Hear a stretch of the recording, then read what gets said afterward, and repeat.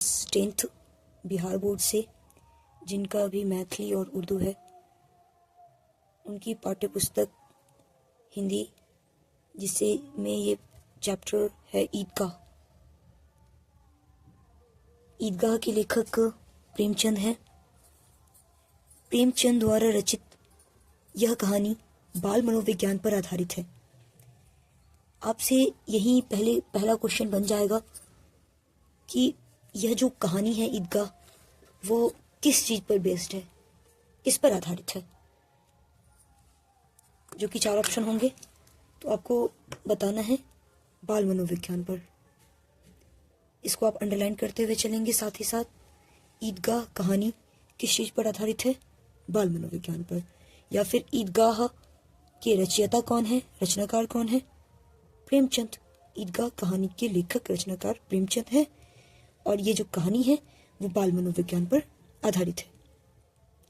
यह कहानी वंचित बचपन की परिस्थितियों पर मार्मिक ढंग से टिप्पणी करती है।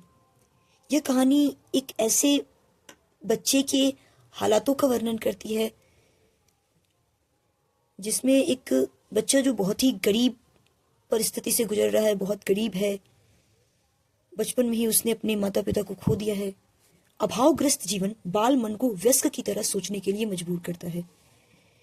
यह कहानी उस बच्चे के जीवन के बारे में कहीं ना कहीं कह रहा है कि एक ऐसे सा अभाव से भरा हुआ जीवन है उनका, कि अभावग्रस्त होने की वजह से जो बिल्कुल बच्चा है, अभी छोटा है, उसके बाद भी वो पूरी तरह से मजबूर है, एक बड़े व्यक्ति की तरह, वयस्क की तरह सोचने के लिए मजबूर है। सोच रहा है वो, क्योंकि उसका जीवन ही उस तरह का है कि उसे इसने सोचने पर मजबूर कर दिया है। हामिद खिलौने की जगह अपनी दादी के लिए चिमटा खरीद कर लाता है। वो छोटा सा बच्चा जिसे खिलौने खरीदने चाहिए थी, मिठाई खरीदना चाहिए था, पर वो उसके बाद भी उसे अपनी बूढ़ी दादी की याद बनी होती है, और वो दादी के लिए चिमटा खरीद कर लाता है मेले से। और दादी अमीना के लिए यह दृश्य गहरी संवेदना की अभिव्यक्ति का कारण बनता है। और जो उनकी दादी अमीना है, वो देख करके बहुत संवेदनशील, बहुत ज्यादा इमोशनल हो जाती हैं। दादी को लगता है काश इस बच्चे को भी वो सब कुछ मिलता जो पड़ोस के बच्चे को मिलता है। दादी को ऐसा लगता है कि काश उनके पोते को भी वो सब कुछ मिल पाता जो पड़ोस के बच्चों को मिलता है। माता पिता का प्यार और लाड प्यार जो उसे ना मिल पाया। तो यहाँ पर प्रेमचंद जो है इस कहानी में कहीं ना कहीं एक जो छोटा सा बच्चा है, उसकी कहानी को प्रस्तुत करते हुए ये बता रहे हैं कि उसके बचपन की परिस्थिति इस प्रकार हो गई थी कि इतने अभावग्रस्त जीवन, कुछ भी ना होने के बावजूद, ना होने की वजह से ही वो बचपन में भी बड़ों की तरह सोचने लग गया था। और जब वो मेला जाता है तो अपनी जरूरत की वस्तु ना खरीद कर, खिलौने ना खरीद कर, मिठाई ना खरीद कर, अपनी दादी के लिए चिमटा खरीदता है। और दादी अमीना जब ये सब कुछ देख रही होती है तो बहुत ज्यादा संवेदनशील हो जाती है, बहुत ज्यादा इमोशनल हो जाती है। दादी को लगता है कि काश मेरे पोते को भी वो सब मिल पाता जो पड़ोस के बच्चे को मिलता है। तो यहाँ से आपसे जो क्वेश्चन बनने हैं कि ईदगाह कहानी के रचनाकार कौन है, प्रेमचंद, ऑब्जेक्टिव में जो पूछे जाएंगे। या फिर प्रेमचंद द्वारा रचित ये जो कहानी ईदगाह है, ये किस चीज पर आधारित है, तो बाल मनोविज्ञान पर। यहां से यह कहानी शुरू होता है। रमजान के पूरे 30 रोजों के बाद आज ईद आई है।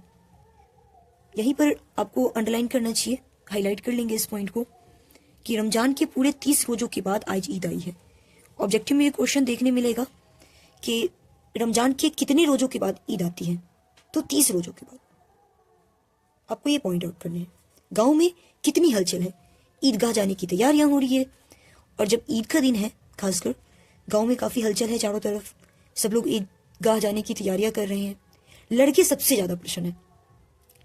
उनकी जेबों में कुबेर का धन जो भरा हुआ है, बार बार जेब से अपना खजाना निकाल कर गिनते हैं और खुश होकर फिर रख लेते हैं। महमूद के पास 12 पैसे हैं, मोहसिन के पास 15 पैसे हैं।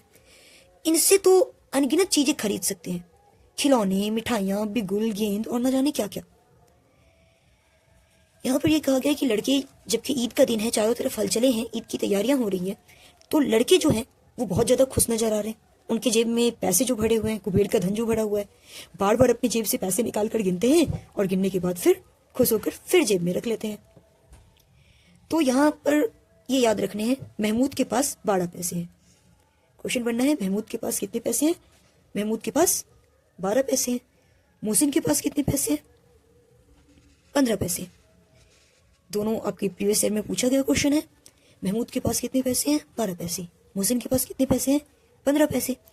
इनसे तो वो अनगिनत चीजें खरीद सकते हैं, न जाने क्या क्या क्या, खिलौने, मिठाइयाँ, बिगुल, गेंद और न जाने क्या क्या। और सबसे ज्यादा प्रसन्न है हामिद, और सबसे ज्यादा खुश जो नजर आ रहा है वो है हामिद। क्वेश्चन आपसे पूछा जाएगा, ईदगाह कहानी के जो प्रमुख पात्र हैं जिन पर ये कहानी लिखी गई है जिस बच्चे पर, उसका नाम क्या है? हामिद। हामिद 4-5 साल का गरीब सूरत दुबला पतला लड़का, जिसका बाप गत वर्ष हैजे की भेंट चढ़ गया और मां न जाने क्यों पीली होती होती एक दिन मर गई। अब हामिद अपनी बूढ़ी दादी अमीना की गोद में सोता है। इस कहानी का जो प्रमुख पात्र है वो है हामिद। यहां से आपको ये भी क्वेश्चन पूछा जाएगा, हामिद की उम्र कितनी थी?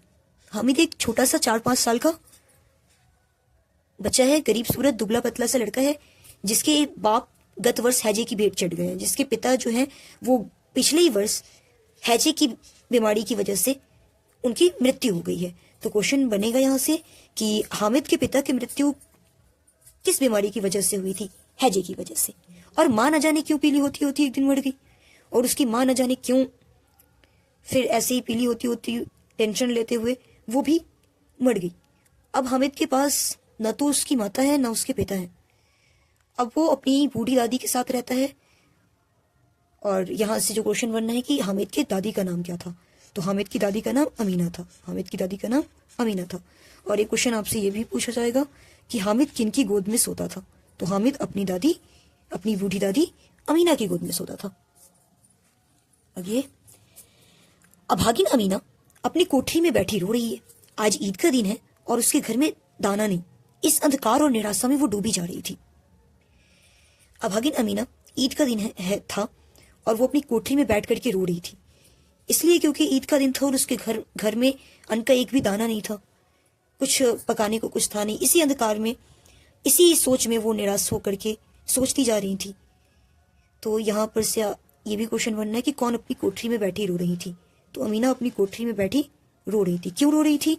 तो ईद का दिन था और उसके घर में एक दाना नहीं, इसी वजह से वो अंधकार और निराशा में डूबी जा रही थी।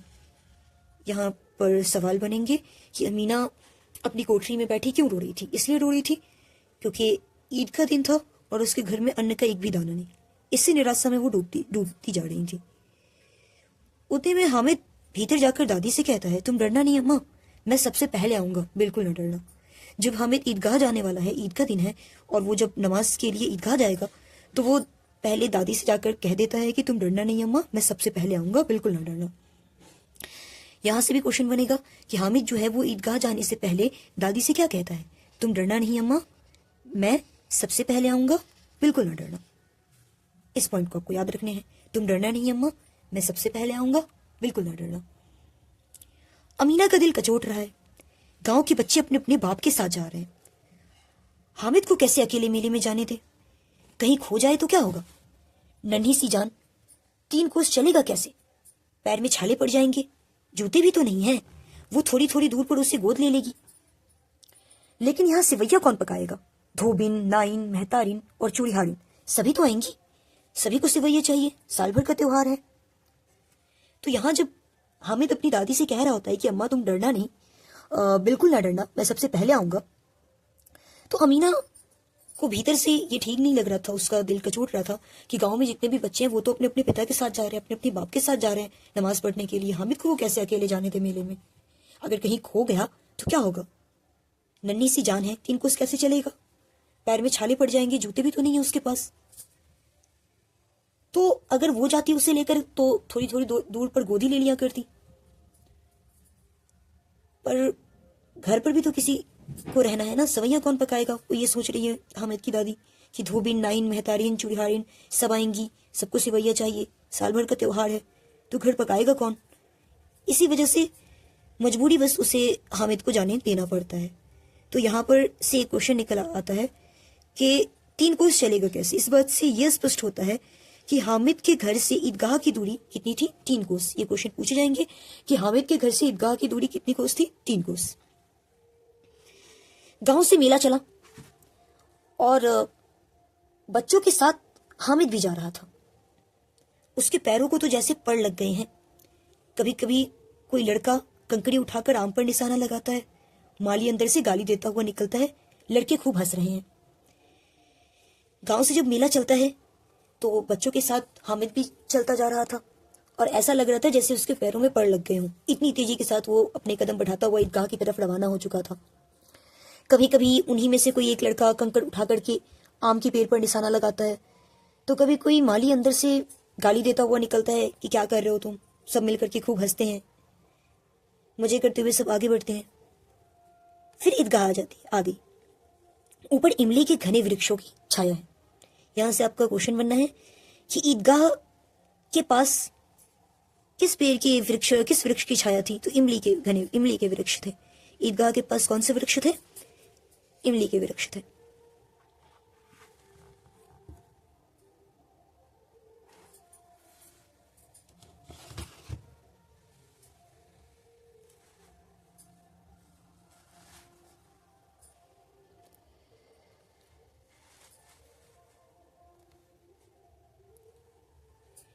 नीचे पक्का फर्श है। रोजेदारों की पंक्तियां एक के पीछे एक दूर तक चली गई हैं।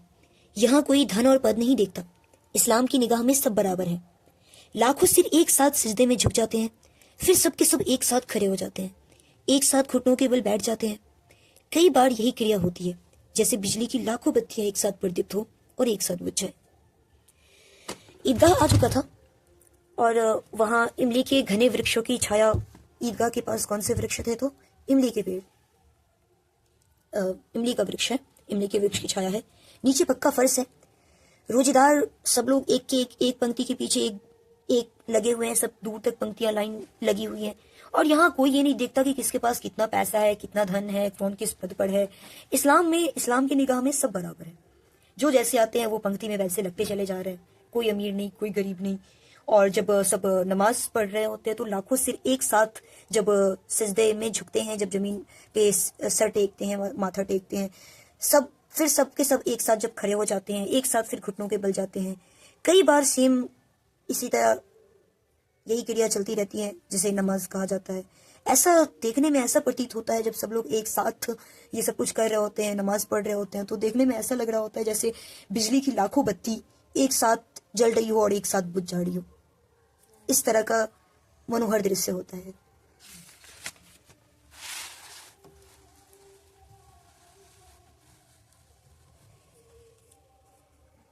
नमाज खत्म हुई, लोग आपस में गले मिल रहे हैं। तब मिठाई और खिलौनों की दुकानों पर धावा होता है। तरह तरह के खिलौने हैं, सिपाही, गुजरिया, राजा और वकील, भिस्ती, धोबिन और साधु। महमूद सिपाही लेता है, खाकी वर्दी और लाल पगड़ी वाला, कंधे पर बंदूक रखे हुए। मोहसिन को भिस्ती पसंद आया, कमर पर मश्क रखे।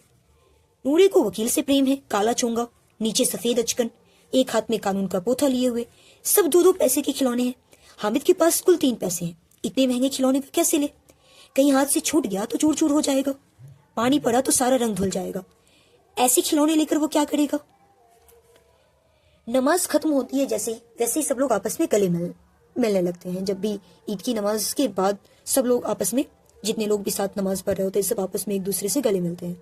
तो यहाँ जो प्रश्न बनेगा कि नमाज खत्म होने के बाद लोग आपस में क्या कर रहे थे? तो लोग आपस में गले मिल रहे थे। नमाज खत्म होने के बाद लोग आपस में गले मिल रहे थे और गले मिलने के बाद जब सब वहां से निकलते हैं तब मिठाई की दुकानों पर, खिलौनों की दुकानों पर धावा होता है। सब लोग जाते हैं। तरह तरह के खिलौने हैं, सिपाही, गुजरिया, राजा, वकील, भिस्ती, धोबिन, साधु। 2 मार्क्स के क्वेश्चन में पूछा जा सकता है कि ईदगाह कहानी में जो खिलौने, कौन किन किन खिलौनों का नाम आया? तो सिपाही, गुजरिया, राजा, वकील, भिस्ती, धोबिन और साधु। तरह तरह के खिलौने हैं। महमूद सिपाही लेता है। ये भी क्वेश्चन आपके 1 मार्क्स में पूछे जाते हैं ऑब्जेक्टिव में। महमूद सिपाही लेता है। महमूद को सिपाही पसंद है, खाकी वर्दी और लाल पगड़ी वाला, कंधे पर बंदूक रखे हुए। मोहसिन को भिस्ती पसंद आया। महमूद सिपाही लेता है। मोहसिन को भिस्ती पसंद आया था, कमर पर मश्क रखे, पानी का मस्कीजा लिए हुए। नूरे को वकील से प्रेम है। इस पॉइंट को भी हम अंडरलाइन कर लेंगे।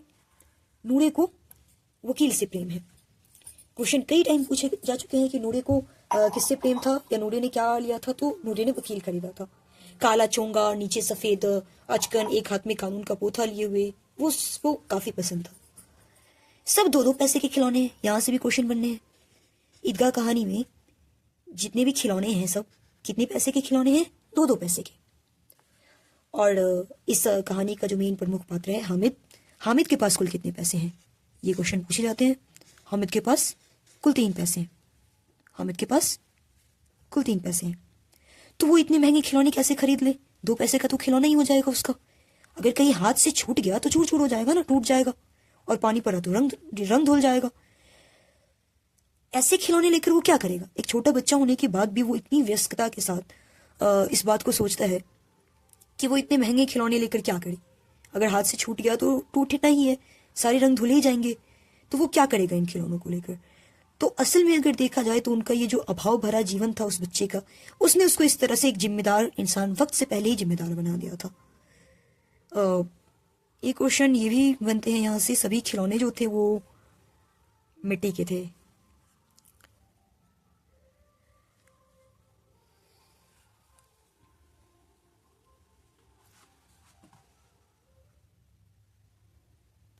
नमाज खत्म होने के बाद लोग आपस में गले मिल रहे थे। तरह तरह की मिठाइयाँ हैं, खिलौने की दुकानें हैं। सिपाही, गुजरिया, राजा, वकील, भिस्ती। महमूद को सिपाही पसंद आता है, मोहसिन को भिस्ती पसंद आया था, नूरे को वकील से प्रेम है, नूरे ने वकील खरीदा था। जितने भी खिलौने हैं सब मिट्टी के हैं, 2-2 पैसे के हैं। और हामिद के पास कुल कितने पैसे थे? 3 पैसे थे। सब अपने अपने खिलौनों की तारीफ कर रहे हैं। हामिद ललचाई आंखों से खिलौनों को देख रहा है, चाहता है कि जरा देर के लिए ही सही वो उन्हें हाथ में ले सकता। वो हाथ आगे बढ़ाता है, लेकिन लड़के इतने त्यागी नहीं होते, विशेषकर जब अभी नया शौक है। हामिद ललचाता रह जाता है। बोले कि सभी बच्चों ने खिलौने लिए थे, सब अपने अपने खिलौनों की तारीफ भी कर रहा था, ये तो हामिद बस ललचाई आंखों से देखता रह जाता है। वो भी चाहता था कि भले ही जरा देर के लिए ही सही उसे वो खिलौने वो अपने हाथ में लेकर देख सके। वो हाथ आगे बढ़ाता भी है तो उसके जो मित्र होते हैं, जो बाकी लड़के होते हैं, वो उन्हें खिलौना देना नहीं चाहते। और खासकर तब जब खिलौना नया हो तो उस समय कोई भी बच्चा नहीं चाहता कि वो दूसरों को अपना खिलौना बांटे। तो हामिद बस ललचाई आंखों से देखता रह जाता है। फिर मिठाइयों की दुकानें आती हैं। किसी ने रेवड़ियां ली है, किसी ने गुलाब जामुन, किसी ने सोन हलवा, मजे से खा रहे हैं। लेकिन हामिद अभागे के पास सिर्फ 3 पैसे हैं। क्यों नहीं कुछ लेकर खाता? मिठाइयों की दुकानें आती है, किसी ने रेवड़ियां ली, गुलाब जामुन, सोन हलवा, सब लोग बहुत ही मजे के साथ खा रहे हैं। पर हामिद जो है, हामिद के पास तो सिर्फ 3 पैसे हैं, तो वो इसलिए कुछ लेकर नहीं खाता। कुछ भी नहीं लिया उसने। मोहसिन उसकी ललचाई नजरें देखकर कहता है, हामिद रेवड़ी ले, खा, कितनी खुशबूदार है। जैसे ही हामिद हाथ फैलाता है, मोहसिन रेवड़ी अपने मुंह में रख लेता है। महमूद, नूरे और सम्मी खूब तालियां बजा बजाकर हंसते हैं। हामिद खिसिया जाता है। मोहसिन जो कि उसका मित्र था, उसने ललचाई नजरें देखकर, हामिद की ललचाई नजरें देखकर बोलता है कि हामिद ले रेवड़ी खा। यहां से क्वेश्चन बनेगा कि ईदगाह कहानी में कौन सी मिठाई का जिक्र हुआ है? रेवड़ी का। कितनी खुशबूदार है, ले खा। उसकी तरफ बढ़ाता है मोहसिन हामिद की तरफ, और जैसे ही हामिद हाथ फैलाता है वो छीनकर अपने मुंह में रख लेता है। और सब मिलकर, बाकी उसके जो दूसरे दोस्त थे, महमूद थे, नूरे थी, सम्मी, सबने मिलकर खूब तालियां बजा बजाकर हंसने लगे उन पर। हामिद खिसिया जाता है, गुस्सा हो जाता है वो काफी इस चीज को देखकर।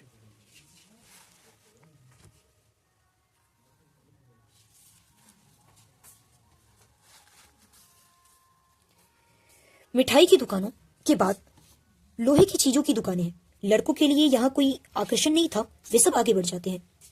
हामिद लोहे की दुकान पर रुक जाता है। कई चिमटे रखे हुए थे। उसे ख्याल आया, दादी के पास चिमटा नहीं है। तवे से रोटियां उतारती है तो हाथ जल जाता है। अगर वो चिमटा ले जाकर दादी को दे दे तो वो कितनी प्रसन्न होगी। फिर उनकी उंगलियां कभी नहीं जलेगी। खिलौने से क्या फायदा, व्यर्थ में पैसे खराब होते हैं। यहां पर हामिद ना तो खिलौने की दुकान से खिलौना खरीदता है और न ही मिठाई की दुकान से मिठाई। जब लोहे की दुकान आती है वहां वो रुक जाता है, जबकि बाकी लड़के वहां से चल पड़ते हैं, सब आगे बढ़ जाते हैं, क्योंकि सभी के लिए वहां कोई ऐसी कोई खिलौने खेलने की चीजें या मिठाई तो थी नहीं। तो हामिद वहां लोहे की चीजों की जो दुकान थी वहां रुक जाता है, और वो वहां जाकर के कई चिमटे रखे हुए थे, जो पक्कड़ होता है चिमटा, उसे ये ख्याल आता है कि उसकी दादी के पास चिमटा नहीं है। रोटी जब वो हाथ से उतारती है उनकी दादी, तो तवे से उतारती है तो उनकी उंगलियां जल जाया करती हैं। अगर वो चिमटा लेकर के दादी को दे देगा तो उनकी दादी कितनी खुश होंगी। तो यहाँ क्वेश्चन बनेगा कि हामिद ने चिमटे का चयन क्यों किया था, उसने चिमटे क्यों लिए। चिमटे उसने इसलिए लिए क्योंकि उसे ख्याल आया था कि दादी के पास चिमटा नहीं है और तवे से रोटियां उतारते समय उनके हाथ जल जाया करते हैं। इसीलिए हामिद ने चिमटा, खिलौने और मिठाई की जगह चिमटा लेना पसंद किया कि जब दादी चिमटा देखेंगी तो कितनी खुश होंगी और फिर उनकी उंगलियां भी कभी नहीं जलेंगी। खिलौने से क्या फायदा, बेकार में पैसे बर्बाद होंगे। अम्मा चिमटा देखते ही कहेंगी मेरा बच्चा अम्मा के लिए चिमटा लाया है, हजारों दुआएं देंगी, फिर पड़ोस की औरतों को दिखाएंगी, सारी गांव में चर्चा होने लगेगी, हामिद चिमटा लाया है, कितना अच्छा लड़का है। इन लोगों के खिलौनों पर कौन दुआएं देगा। बड़ों की दुआएं सीधा अल्लाह के दरबार में पहुंचती है और तुरंत सुनी जाती है। यहाँ जब हामिद लोहे की दुकान पर चिमटा लेने रुकता है तो उसके दिमाग में ये बात आती है कि जब उसकी दादी ये देखेगी कि उसका पोता उनके लिए चिमटा लाया है तो कितनी खुश होंगी और फिर उनकी उंगलियां भी कभी नहीं चलेंगी और खिलौने में बेकार के पैसे बर्बाद करके वो क्या करे। और जब अम्मा चिमटा देखेंगी, जब उनकी दादी चिमटा देखेंगी और देखती बोलेगी कि मेरा बच्चा अम्मा के लिए चिमटा लाया है, बहुत खुश होंगी और हजारों दुआएं देंगी, पड़ोस की औरतों को भी दिखाएंगी और फिर सारे गांव में चर्चा होंगी। वो इस तरह का ख्याली पुलाव बनाने लगता है अपने दिमाग में कि बहुत खुश होंगी उनकी दादी जब उन्हें देखेंगी कि उसने दादी के लिए कुछ लिया है। तो हामिद चिमटा लाया है, कितना अच्छा लड़का है, और इनके खिलौनों पर कौन दुआ देगा। जो उनके मित्र जो है जिन्होंने खिलौने लिए हैं, उस खिलौनों की एवज उन्हें कौन दुआएं देगा। और बड़ों की दुआएं तो सीधे अल्लाह के दरबार में पहुंचती है, तुरंत सुनी जाएगी। पर इनके खिलौने पर क्या होने वाला है। अगर मैं चिमटा लेकर जाता हूँ तो सारे गांव में चर्चा होंगी, पड़ोस की औरतों को दादी जो है दिखाएंगी, चारों तरफ ये बातें होंगी कितना अच्छा लड़का है। वो इस तरह के ख्याल मन में सोचता जा रहा है। पर एक छोटे से बच्चे का कहीं ना कहीं खिलौने या फिर मिठाइयों को छोड़ करके, अपने बारे में छोड़ करके, इतना जो 4-5 साल का बालक है अपने बारे में छोड़ करके, मेले में भी इतने सारे सामान मौजूद होने के बावजूद भी उसने अपनी दादी के बारे में सोचा कि दादी के पास चिमटा नहीं है, चिमटा लेना चाहिए उसे। ये कहीं ना कहीं दिखाती है कि कैसे एक अगर कोई बच्चा है छोटा सा, वो बहुत ही अभावग्रस्त जीवन रहा उसका, काफी कुछ उसने देखा, उसने कमियां बचपन से महसूस की, तो वो बचपन से ही एक जिम्मेदार व्यक्ति बन जाता है। ये बताने की कोशिश कर रहे हैं लेखक यहाँ। दुकानदार से बड़ी मुश्किल से मोल भाव करके हामिद ने चिमटा 3 पैसों में ले लिया। उसे कंधे पर रखा मानो बंदूक है और सांस से करता हुआ साथियों के पास आया। मोहसिन ने हंसकर कहा, ये चिमटा क्यों लाया पगले, इससे क्या करेगा। महमूद बोला, चिमटा कोई खिलौना है। तो दुकानदार से मोल भाव करके हामिद ने चिमटे कितने में लिए थे, 3 पैसों में। यहां से क्वेश्चन बनने हैं कि हामिद ने जो चिमटा खरीदा था वो कितने पैसे में खरीदा था, 3 पैसों में। हामिद ने चिमटे कितने पैसे में लिए थे, 3 पैसे में। और अपने मित्र को अब वो ले जा करके अपने मित्र के पास रख देता है और कहता है, यहाँ पर आप 2 मार्क्स में जो क्वेश्चन पूछे जाएंगे कि हामिद ने अपने चिमटे को किस किस रूप में प्रस्तुत किया था, तो कहा था कि उसे अगर कंधे पर रखा जाए तो बंदूक हो जाएगा। सांस से करता वो अपने साथियों के पास जाता है और जाते ही बोलता है, जब उसका मित्र बोलता है कि नहीं पगले ये चिमटा क्यों उठा लाया, तो क्या चिमटा कोई खिलौना है। उनके मित्र मोहसिन महमूद हंस करके उनका मजाक बना रहे होते हैं। तो वो छोटा बच्चा हामिद जो था वो बोलता है, क्यों नहीं, कंधे पर रखा तो बंदूक हो गई, हाथ में लिया फकीरों का चिमटा हो गया, चाहूं तो मंजीरे का काम ले सकता हूँ, एक चिमटा जमा दूं तो तुम सब के सारे खिलौनों की जान निकल जाए। तुम्हारे खिलौने मेरे चिमटे का बाल भी बांका नहीं कर सकते, मेरा बहादुर शेर है चिमटा। यहाँ जो क्वेश्चन बनना है कि हामिद ने अपने चिमटे को किन किन रूपों में देखा था। तो कंधे पर रखा तो बंदूक हो गई, हाथ में लिया तो फकीरों का चिमटा हो गया, और चाहूं तो मंजीरे का भी काम ले सकता हूँ, और यदि एक चिमटा जमा दूं तुम्हारे खिलौनों पर तो तुम्हारे खिलौनों की तो जान निकल जाए। मिट्टी के खिलौने हैं, एक चिमटा अगर जमा दूं तो सारे टूट जाएंगे, और तुम्हारे खिलौने तो मेरे चिमटे का बाल भी बांका नहीं कर सकते, मेरा बहादुर शेर है चिमटा। इस तरह से उसने अपने मित्रों के पास जाकर अपने चिमटे की तारीफ की थी।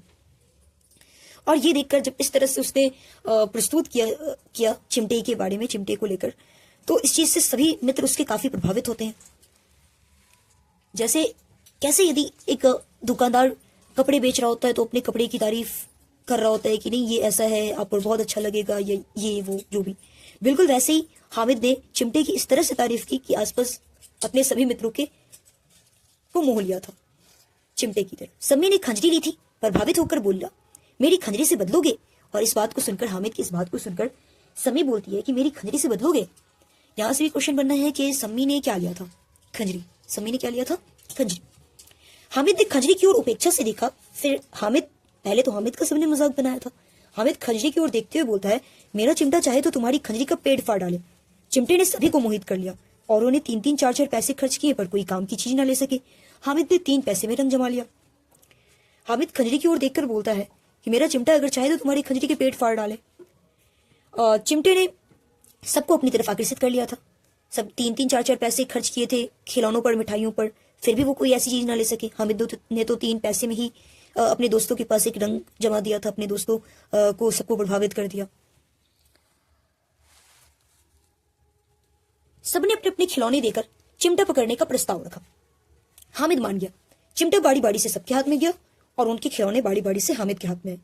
कितने खूबसूरत खिलौने हैं, पर उसका चिमटा तो रुस्तम हिंद है, सभी खिलौनों का बादशाह। सब अपने अपने खिलौने देकर सब चिमटे से बहुत प्रभावित हो गए। जिस तरह से हामिद ने चिमटे की तारीफ की थी, तो सब बोल रहे होते हैं कि सब खिलौने पकड़ाकर और चिमटा पकड़ने का ये प्रस्ताव रखते हैं कि हाँ, हम अपने खिलौने तुम्हें पकड़ने दे रहे हैं, हामिद को, और हामिद जो है वो उन्हें चिमटा पकड़ने देगा। हामिद मान जाता है और चिमटा बारी बारी से सबको देता है और सबके खिलौने बारी बारी से हामिद अपने हाथ में लेता है। कितने खूबसूरत खिलौने। वो देख रहा होता है कि कितने खूबसूरत है ये खिलौने, पर उसका चिमटा तो रुस्तम हिंद है, सभी खिलौनों का बादशाह। उसके चिमटा जैसा तो कुछ नहीं है, चाहे कोई भी खिलौना हो। वो सोच करके फख्र कर रहा होता है, गर्व महसूस कर रहा होता है। गांव पहुंचकर बच्चों ने अपने अपने खिलौनों से खेला, पर थे तो वो मिट्टी के, कुछ ही देर में टूट फूट गए। यहां क्वेश्चन बनना है कि खिलौने जो थे वो किस चीज के थे? मिट्टी के। सभी खिलौने थे मिट्टी के। यही वजह था कि इन्होंने खेला और कुछ ही टाइम में वो सब टूट फूट गए। अब यहाँ हामिद का हाल सुनिए। हामिद का क्या हुआ? अमीना उसकी आवाज सुनते ही दौड़ी, गोद में उठाया, प्यार करने लगी। सहसा उसके हाथ में चिमटा देखकर वो चौंकी। वो चिमटा कहाँ से लाया? अमीना जैसे ही अपने पोते की आवाज सुनती है दौड़ती है और गोद में उठाकर प्यार करने लगती है। उसके हाथ में चिमटा देखकर चौंक उठती है कि कहाँ से लाया ये चिमटा? तो बोलते मैंने मोल लिया है। क्या पैसे में? 3 पैसे दिए। उसकी दादी पूछ रही थी क्या पैसे में लिया? बोलते 3 पैसे दिए हैं मैंने।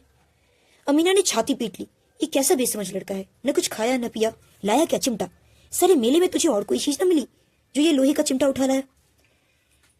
हामिद तो एक अपने मन में एक सिनेरियो बना रहा था कि जब उसकी दादी देखेगी तो बहुत खुश होंगी, पर वो देखकर काफी हैरान होती है कि 3 पैसे दिए थे और 3 पैसे के उसने चिमटा खरीद लिए। वो बोलती है कैसा बेसमझ लड़का है, कुछ खाया नहीं, कुछ पिया नहीं। उसे बुरा लग रहा होता है कि एक जब दूसरों को खाते पीते देखा होगा तो कितना ललचाया होगा उसका मन। सारे मेले में तुझे और कोई चीज नहीं मिली थी जो ये लोहे का चिमटा ले आया? पर हामिद ने अपराधी भाव से कहा, तुम्हारी उंगलियां तवे से जल जाती थी इसलिए मैंने इसे ले लिया। बुढ़िया का क्रोध तुरंत स्नेह में बदल गया। ये स्नेह मुक्त था, खूब ठोस, रस और स्वाद से भरा हुआ। बच्चे में कितना त्याग, कितना सद्भाव और कितना विवेक है। दूसरों को खिलौने लेते और मिठाई खाते देखकर कितना ललचाया होगा मन। इतना जब्त इससे हुआ कैसे? वहां भी इसे अपनी बुढ़िया दादी की याद बनी रही। अमीना का मन गदगद हो गया। हामिद ने जब अपराधी भाव से कहा कि इसलिए लिया, जब वो डांट सुनता है अपनी दादी से तो वो बोलता है इसलिए लिया क्योंकि तुम्हारी उंगलियां तवे से जल जाया करती थी, इसलिए मैंने लिया। तो उस बुढ़िया का क्रोध, गुस्सा तुरंत प्यार में बदल जाता है और काफी प्यार आ रहा होता है उसे अपने पोते पर, खूब ठोस और रस स्वाद से भरा हुआ। वो बहुत ज्यादा कुछ कह नहीं पाती है कि छोटे से बच्चे में कितना त्याग है, कितना सद्भाव है, कितना अच्छा सोच रहा है वो, कितना विवेक, कितनी बुद्धि है। जब दूसरों को खिलौने लेते देखा होगा, उसने मिठाई खाते देखा होगा तो उसका मन भी तो ललचाया होगा, पर उसने जब्त कैसे किया? और वहां भी जाकर उसे अपनी दादी की याद बनी रही। इस बात से ये सोच रही थी तो अमीना ये सोचकर काफी खुश हुई और उसकी आंखें भर आई। अमीना की आंखें भर आई, दामन फैलाकर हामिद को दुआएं देती जा रही थी और आंसुओं की बड़ी बड़ी बूंदें गिराती जाती थी। हामिद इसका रहस्य क्या समझता?